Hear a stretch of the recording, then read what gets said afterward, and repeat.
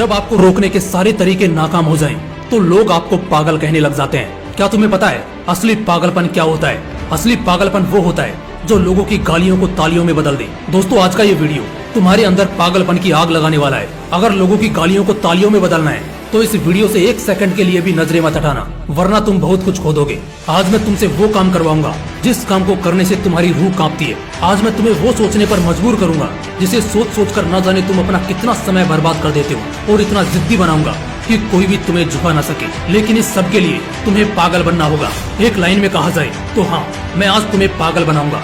वो पागल नहीं जिसे तुम मरीज के तौर पर देखते हो। मैं तुम्हारे अंदर उस पागलपन को जगाऊंगा जो तुम्हें इस दुनिया के फैसले के खिलाफ जाने का साहस देगा। एक ऐसा पागलपन जिसमें ना नींद की चिंता होती है, ना सुख का लोभ होता है, ना माया भटकाती है और ना किसी का साया साथ देता है। एक सरफिरे मुसाफिर की तरह तुम्हें जिंदा दिल बनना होगा, एक इतिहास रचना होगा। क्या तुमने कभी किसी पागल इंसान को सड़क पर चलते या अस्पताल में फिरते देखा है? उस पागल इंसान को जब तुम देखते हो तब तुम्हारे दिमाग में क्या सोचता है? बेशक तुम उसे देखकर उससे दूर हो जाते होंगे।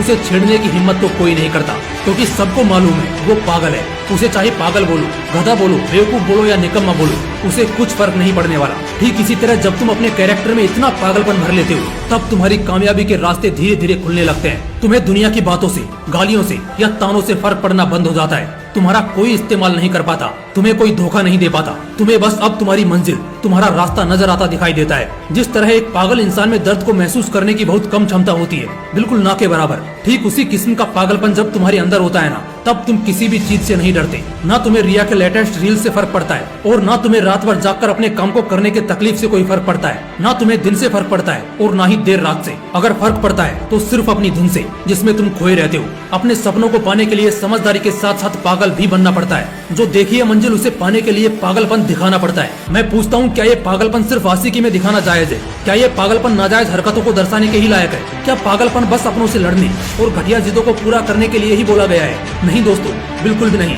जिंदगी में एक बात हमेशा याद रखना, इंटेलिजेंट लोग जिनकी कहानियों से इंस्पायर होते हैं, असल में वो पागल लोग ही हैं जो उस कहानी के हीरो होते हैं। तभी तो 10वीं क्लास में फेल हुए सचिन तेंदुलकर की बायोग्राफी महाराष्ट्र के हिस्टोरिकल बुक का पहला चैप्टर है। शायद तेंदुलकर साहब में वो पागलपन ही था जिसने उन्हें अपने देश के लिए 24 साल तक खेलने के लिए स्ट्रॉन्ग बनाया। श्री कलाम साहब में भी वो पागलपन ही था जिसने उन्हें एयरफोर्स से रिजेक्ट होने के बाद भी हताश, निराश और हार मानने नहीं दिया और एक महान साइंटिस्ट की पदवी पर पहुंचा दिया। वैसे इन पागलपन के किस्सों में एक किस्सा तो सुनना बनता है जो आपकी आंखें खोल देगा।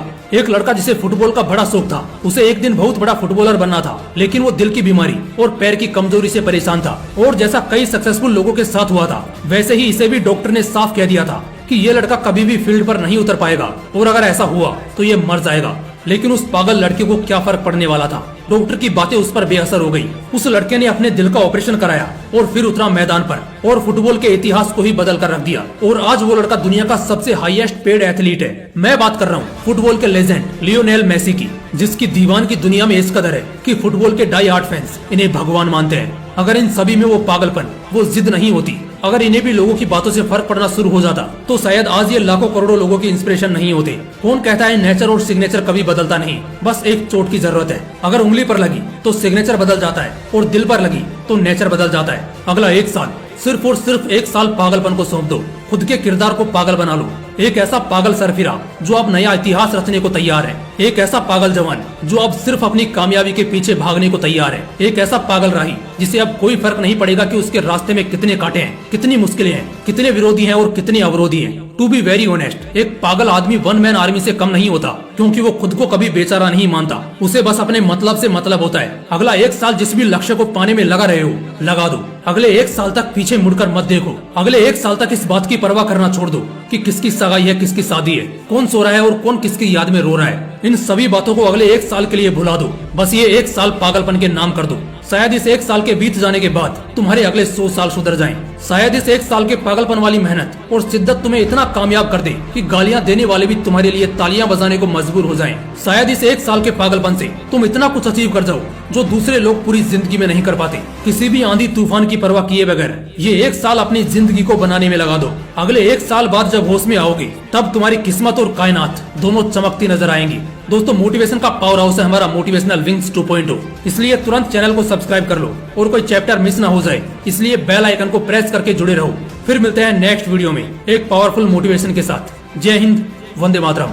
फेलियर जो है ये हर इंसान की जिंदगी में आती हैं और हर एक इंसान को फेलियर जो है वो फेस करना पड़ता है। It is a challenge for all of us. लेकिन फेलियर के जिंदगी में आने का मकसद ये नहीं है कि वो आपको रोक के आपको पीछे कर दे, बल्कि उसके आपकी जिंदगी में आने के मकसद ये है, आपकी जो डायरेक्शन है, आपकी जो जर्नी है, उसके दरमियान आने का जो मकसद है सिर्फ यही है कि वो आपको प्रैक्टिकल लर्निंग सिखाए, वो आपको एक्सपीरियंस कराए और उस एक्सपीरियंस से आप इल्म हासिल करके अपनी वीकनेसेस को अपनी स्ट्रेंथ में कन्वर्ट करके आप आगे बढ़ सको। फेलियर का मकसद ये है। तो जब भी आपकी जिंदगी में फेलियर आता है, कभी हार नहीं माननी, बल्कि उठना है। जितना गिरते हो उतना दोबारा उठते हो।